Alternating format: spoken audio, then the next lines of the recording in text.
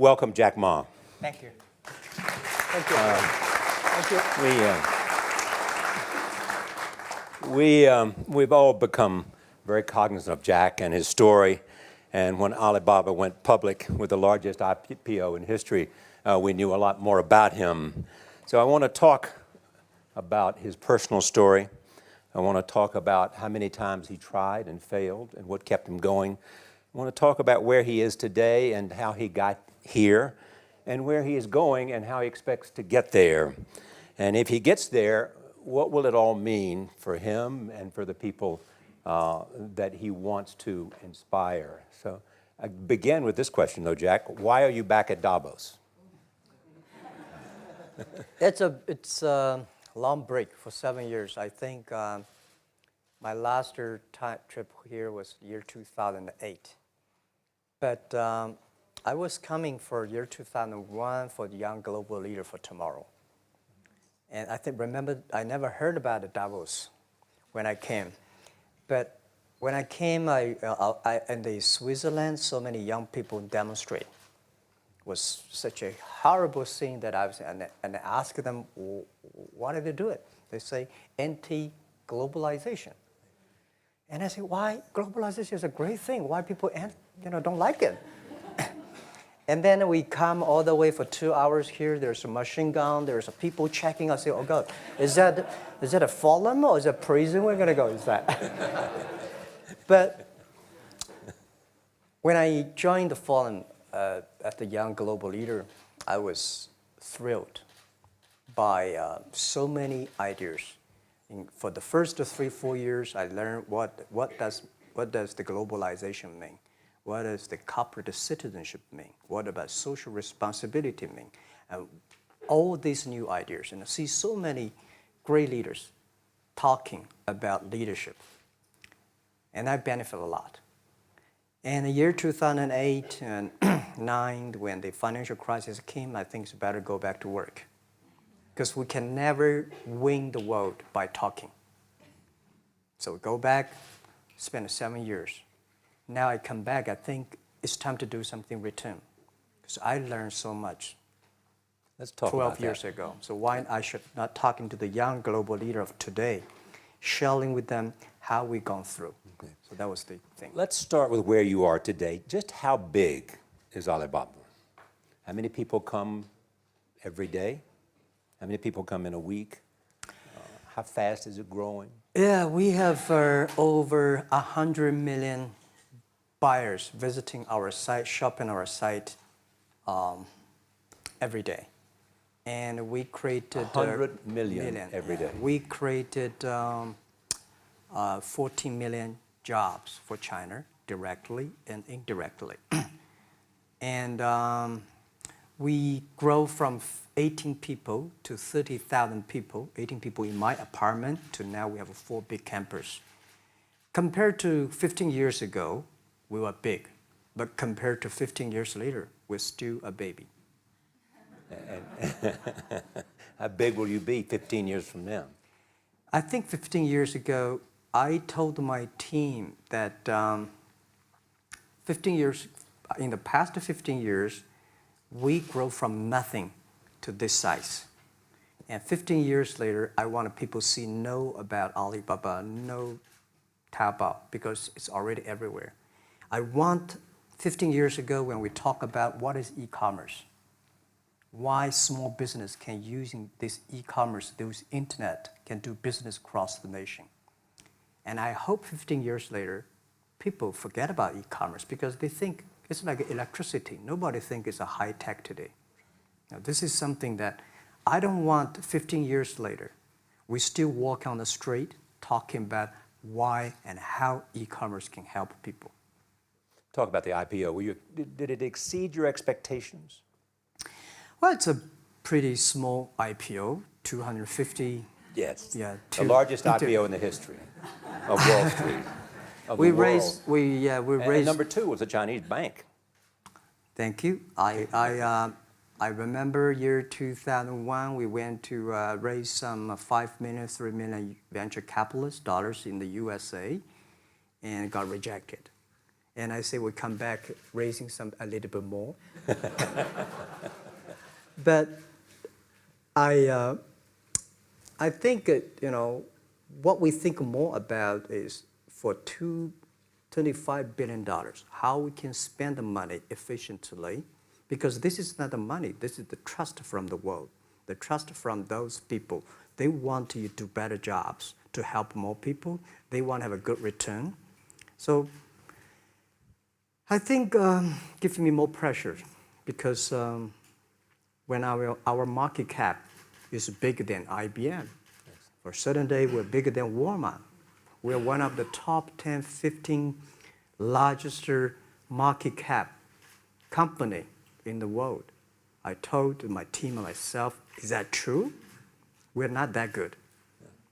Because years ago, people say, Alibaba model is terrible.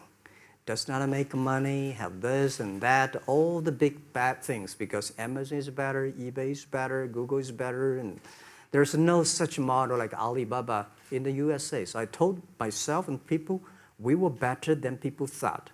But today, when we are that big size, I said, no, we are not that good as people thought. We're just a company 15 years old. Average age is 27, 28 years old, young people. We're doing something that human beings have never tried. So I want to talk about the future. Let me take you back to when you were born in Hangzhou, where the headquarters still are. Yep. And your campus is there. You don't have a loot, don't move your loot. Your headquarters roots are there. Yeah, you found it there, loot there. You grew up in the 60s.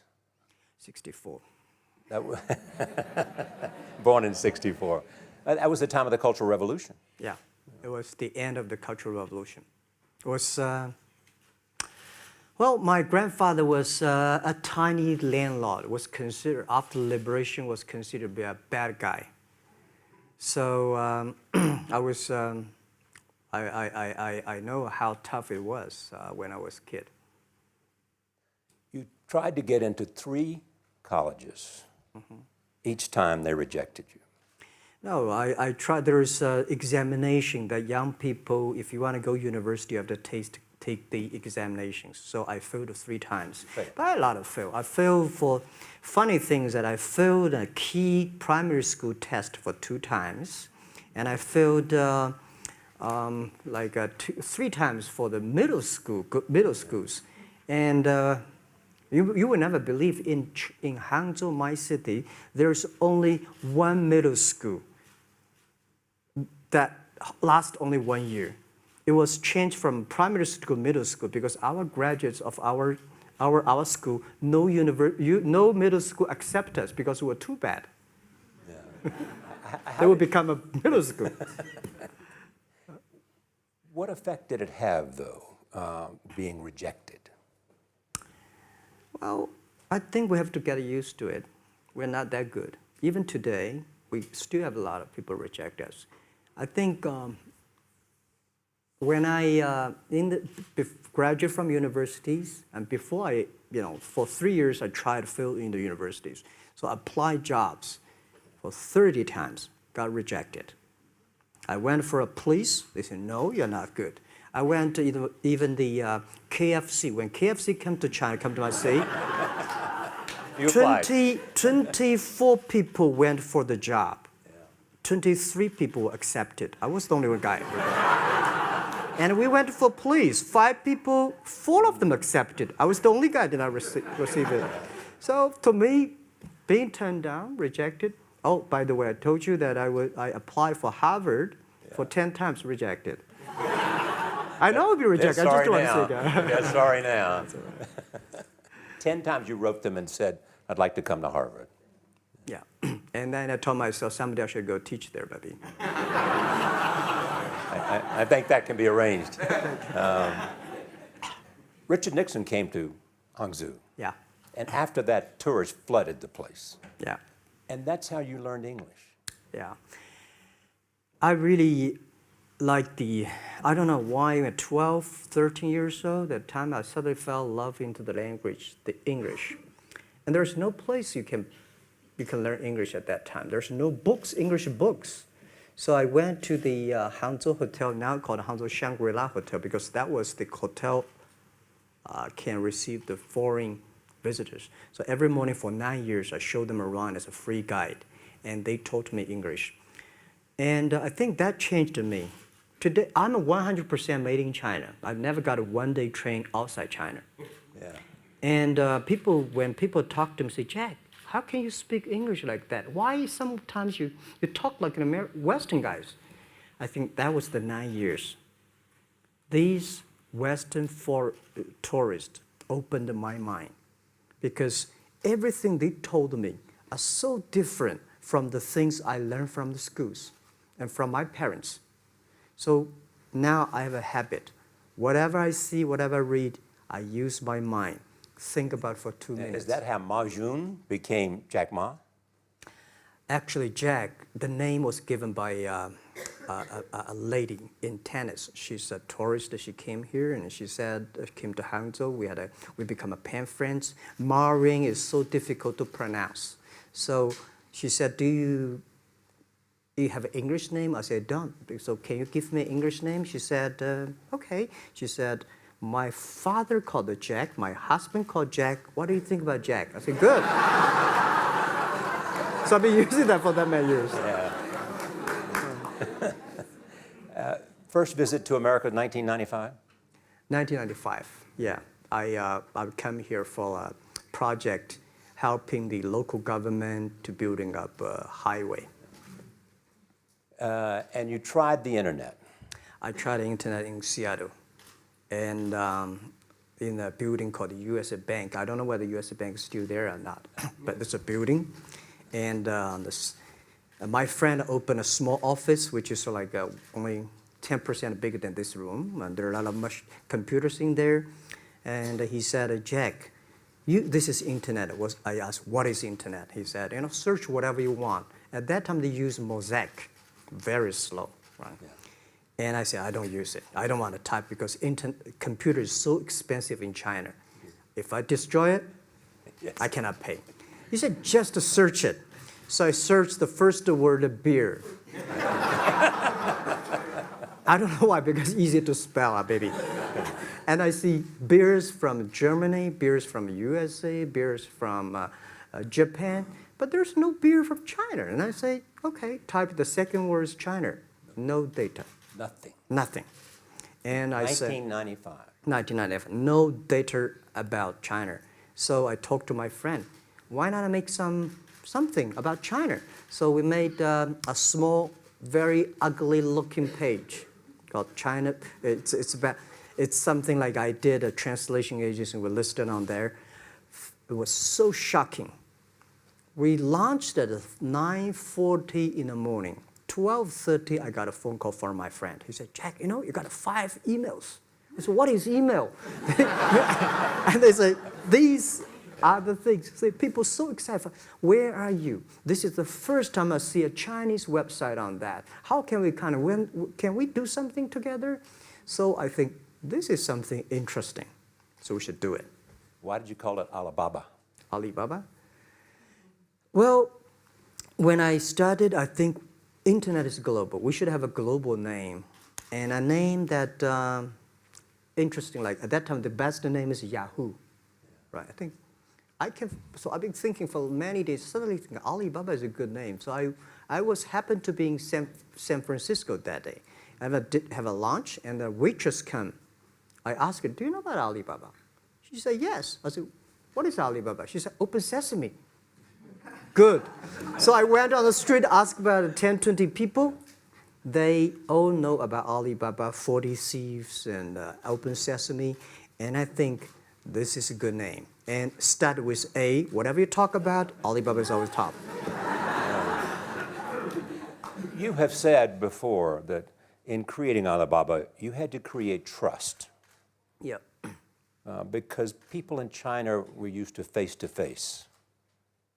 Yeah. How did you create trust? I think because we started about doing business on internet. I don't know you, you don't know me. So how can you do things online unless you have trust? So for e-commerce, the most important thing was trust. I think when I first went to USA for raising money, talk to the venture capitalists, a lot of people say, oh, Jack, no. China doing business by the guanxi. How can you do business on internet?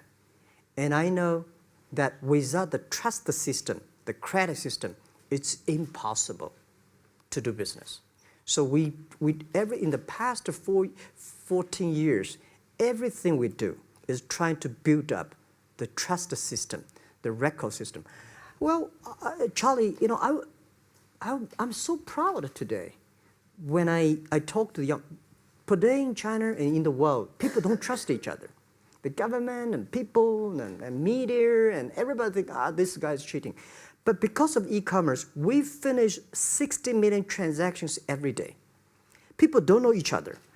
I don't know you, I send products to you. You don't know me, you wire the money to me. And I don't know you, I give a person a package, I don't know him. He took something to so cross the ocean, cross the river, and send. This is the trust. We have at least 60 million trust happening every day. But you created it by creating an escrow account in the beginning. Yep. And so you keep the money until they got the product. Yeah. And then you release the money. That's true. I mean, the escrow service is about Alipay. When I had, this idea, I would love Davos, because it was a big decision. Because for first 3 years, Alibaba is just like e-marketplaces for information. What do you have? What I have? We talk a lot of time, but don't do any business because there is no payment. I talked to the banks. No banks want to do it. Banks say, no, this thing never work. So I don't know what to do. Because if I start to launch a payment system, it's against the financial legal laws. Because you have to have a license. But if I don't do it, e-commerce will go nowhere. So then I went to Davos. I listened to a leadership discussion. Leadership is about responsibility. And after I listened to that panel, I give a call to my friends, my colleagues in my apartment, say, do it now, immediately. If something wrong, the government not happy about that, if one body has to go to the prison, Jack might go to the prison. Because it is so important for China, for the world, to build up the trust system. And if you did not do it, I said, and do not do it properly, stealing money, money wash, no trust record, I send you to the prison. That was the thing. And people don't like it. So many people I talked to at that time for Alipay, they say, this is the stupidest idea you have ever got. But I say, I don't wear the stupid clever as long as people use it. Now we have 800 million people using this Alipay. Stupid things, if you do it better, is better. Alipay is a privately held thing. It's not part of Alibaba. No, it's a private. Let me talk about money for a second. Yeah. You have never gotten money from the Chinese government? No. None. I want it at the beginning, and later I don't want it because I think if the company always think about picking money from out of the government pockets, that company is rubbish. Think about how can you make money from the customers and market and then help customers succeed. That's our philosophy. No money from Chinese banks? No. No. I at that time I want, and now they want to give me, I don't want it. Yeah. All right. Your relationship with the government. Mm-hmm. Yeah. What's your relationship? I mean, if they didn't, here's what some say, that you have existed in an environment that's not, they have restricted competition for you. And that's a pretty good thing to do for a private company. Yeah. I think the relationship with the government for us is very interesting. For the first 5 years, because I've been working as a part-time jobber for a government organization called Ministry of Foreign Trade, 1997, for 14 months. And I learned that you should never rely on government organization to do e-commerce. And I started a business. I told my people and team, in love with the government, don't marry them. Yes. Respect them. And a lot of people say, well, government officers talking about internet, the censorship and this, that, and they worry about. I think it's the opportunity, it's a responsibility talking to them, tell them how internet can help. So you tell them we create jobs. Oh yeah, I think a lot of people debate and fight against them. And in the first 12 years, anybody come to my office, I sit down talking to them, how we can help economy, how we can create jobs, why China will improve by the internet. I think because internet that time is new to any government. And if you convince somebody, and you have the chance. So today I'm very talkative. That probably, this is why I talk to so many people. So, I mean, if the government comes to you and asks you to do something for them. Normally, when government comes say, Jack, can you do this project? I say no. I say no. I can introduce some friends who are interested in doing that for you. But if they continue to want me to do it, I say, okay, I do it, but I don't charge. I hope next time don't come to me again. But recently, we help some government organizations do it. For example, every Spring Festival, the train ticket is so difficult. Hundreds and thousands of farmers work in the cities. In the Spring Festival, they go to the hometown. But when they order tickets on the other way, the whole system crashed for 5 years. So I told my young people, go support them. Don't charge anything. Because I don't want to see millions of farmers go back to city and they cannot buy the tickets. So it's something that it's not for money. It's something it's not for the government. It's for the millions of people. They can buy tickets in the snowy night and they don't have to wait. They just use mobile phone, online, they get ticket. One way stop along the route to where you are in that big IPO was Yahoo. Jerry Yang gave you invested $1 billion. Yeah. $1 billion. Yeah. It turned out to be a pretty good investment for Yahoo. Yeah. But one time after another, you raised this money on your own outside of China with investors. Yeah, I'm very thankful for all the investors because 1999, year 2000, and even at the Yahoo time, a lot of people say this Jack is crazy. He's doing something that we don't understand. A lot of venture capitalists give you money because there is such a American model already there. But they say, Alibaba, we don't see this kind of model, right? They say Jack's crazy. Is what yeah, this is crazy guy. I mean, I remember my first time in Time magazine, they call me Crazy Jack. And I think crazy is good. We are crazy, but we're not stupid. We know what we are doing, but if everybody agree with me, if everybody believe our idea is good, we have no chance. So that's the money we raised. We're very thankful. So when our investors make a lot of money, I feel proud and honored. As you know, in the United States, issues have risen about privacy. Yeah. Google and Apple, and questions of whether the government should have access to files. How do you handle that if the Chinese government says you know a lot about people? You have transactional relationships with lots of people. And they say, we want to see your files. Well, so far I don't have this kind of problems from the Chinese government. And I told them, any government, if you come here for the national security, anti-terrorist, well, anywhere, anti-terrorist, we work together. It's a criminal, we work. But rest of that, no. I said, we are a business. The data is so precious because we don't know how. Because if we give to anybody, it's going to be a disaster. And also about privacy issues. I think, just like hundreds of years ago, people say, I would rather put money under my pillow rather than put in the banks. But today, banks, they're special. They know how to protect money much better than you do. Privacy issues, all these kind of securities, today, we may not have the solutions. We don't have the answer. But I believe our young people have the solutions. In the next 10, 20 years, there will be breakthrough on that. And I'm fully confident on that. Your life is a testament to the idea that nothing is impossible. That if somebody says no, you say it's just the beginning. Where does that come from? Well,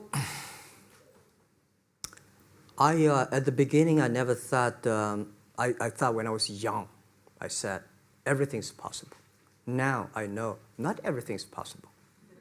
When you have something, you have to think about, you have to consider about the others. You have to consider about the customer, society, your employees, your shareholders, society. There are so many things that I think if you continue to work hard, there's possibility.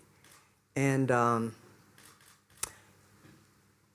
I just feel that I'm enthusiastic about what we are doing. At the beginning, for the first 5 years, I just want to survive. And 5 years later, I think... That's 2000, from 90... Yeah. But later, I think, wow, so many people's life changed.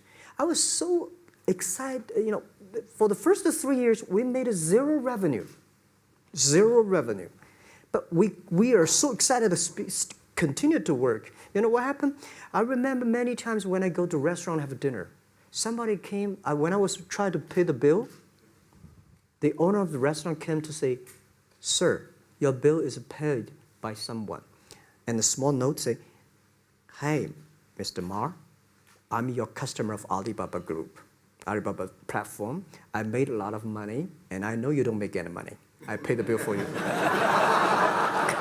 Yeah. And I remember one day that I was sitting somewhere in the coffee, somebody sending me a cigar. I don't smoke cigar, but there's a note that, "Thank you very much, I'm your customer."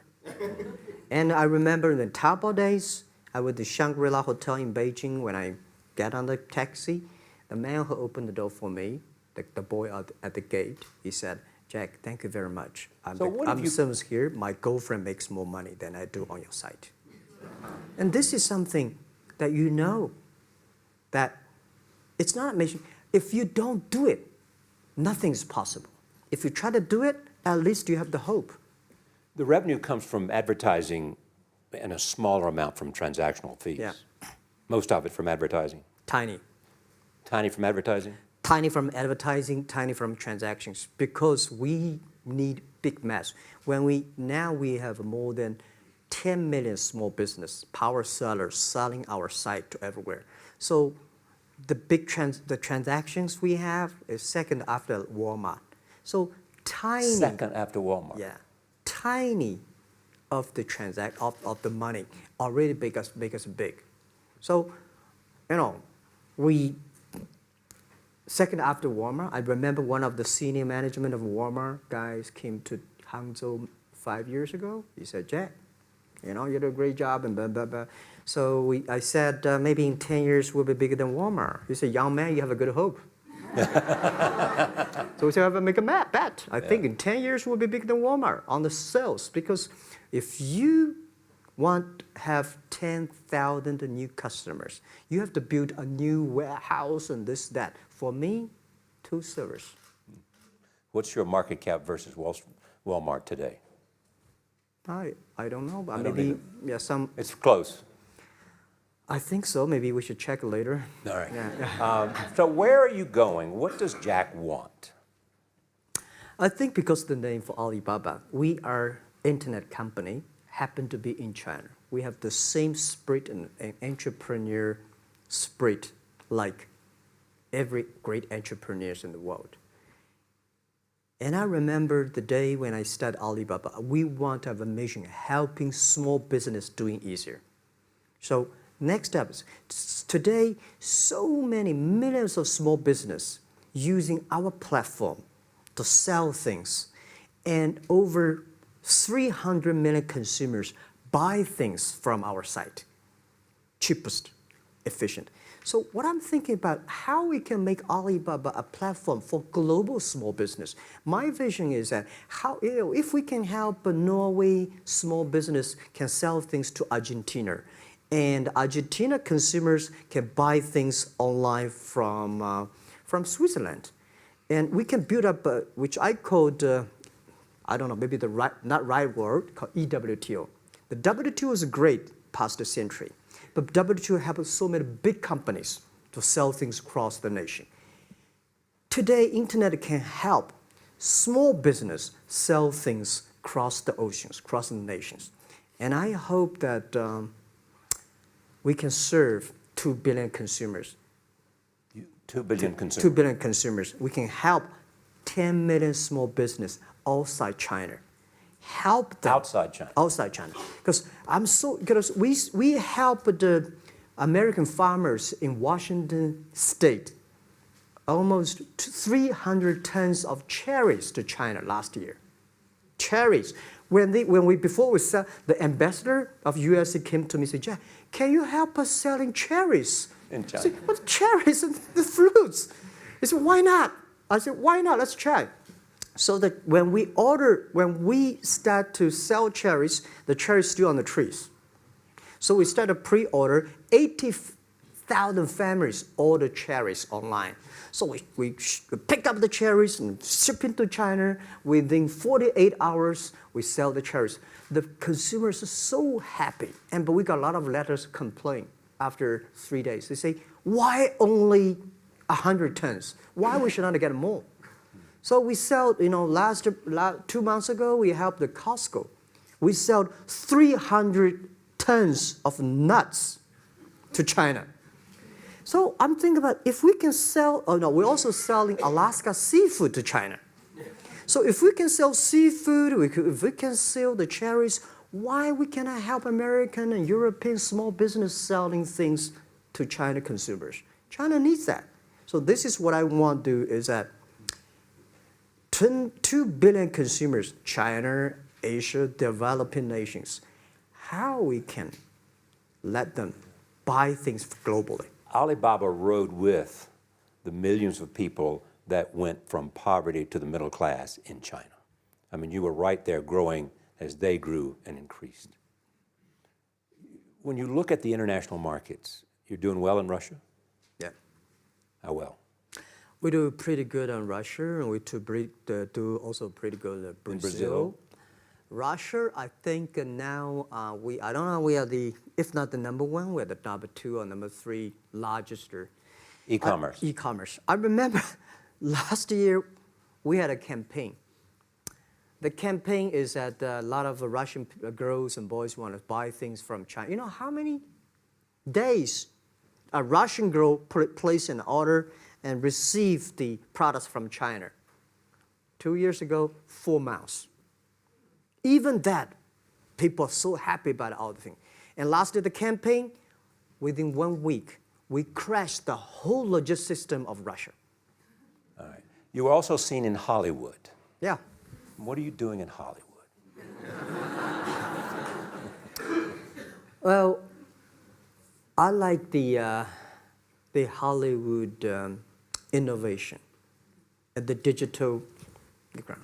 I learned so much about the Hollywood movies, especially the Forrest Gump. You love Forrest Gump. I love Forrest Gump. Well, why do you like him? Simple.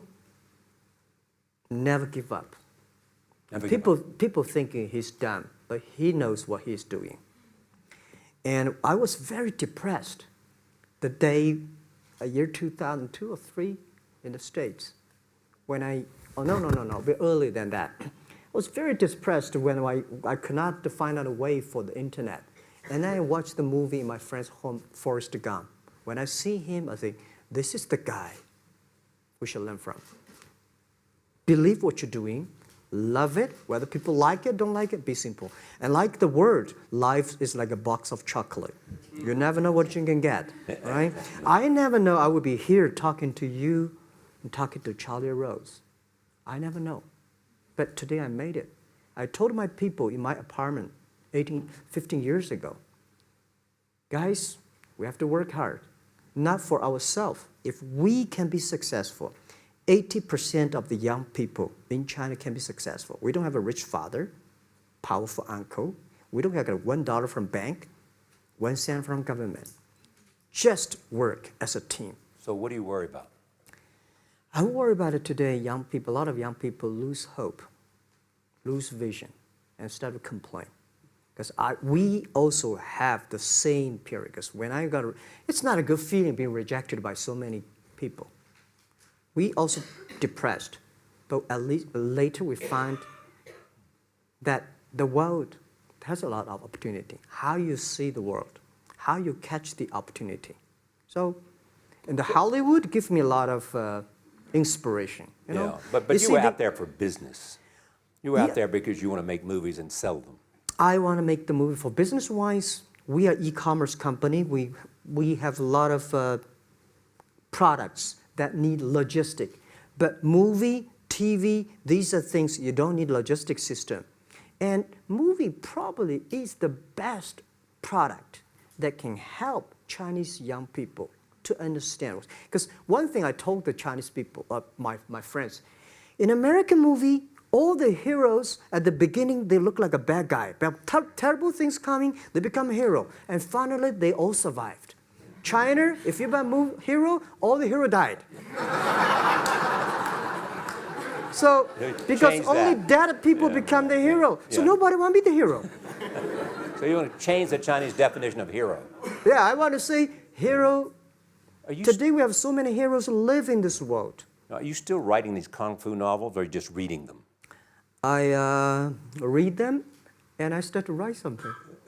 I think it's fun. The kung fu is something you start to think about something that you cannot do. But if you have some luck, if you continue to practice, if you got a good master, if you're a good team, you get expert. So at least to make me, when I'm busy, when I'm tired or frustrated, I read kung fu books. And You also travel with a Tai Chi. Am I saying that right? A trainer. Tai Chi? Tai Chi. Tai Chi. Tai Chi, yeah. What does that do for you, other than keep you in good health? I love Tai Chi. Tai Chi is a philosophy about yin and yang. Yeah. Tai Chi is about how you balance, how you work, like a competition. People say when I compete with eBay, say, you hate eBay. No, I don't hate eBay. It's a great company. You know, they come, I go. You know, Tai Chi is like, you fight here, I go over there. You put it on the top, I go to down, right? So it's a balance, right? You are heavy, I'm small, you know.